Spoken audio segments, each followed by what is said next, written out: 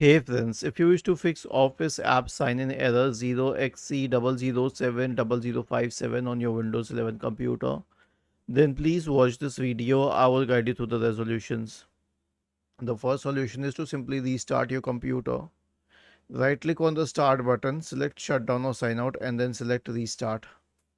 The next solution is to update Windows. So right click on the start button, select this option here for settings. Now go to the Windows Update tab and click on check for updates.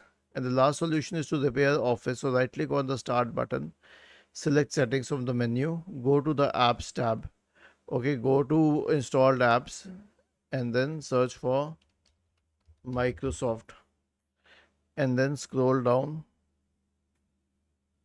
Okay, and you will find Microsoft Office in this list.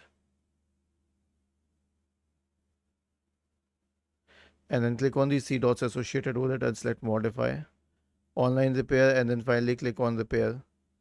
Was this helpful? If yes, then please subscribe to the channel. If not, then let us know in the comment section of the video on how we could help you further. Thank you for watching this video and have a nice day.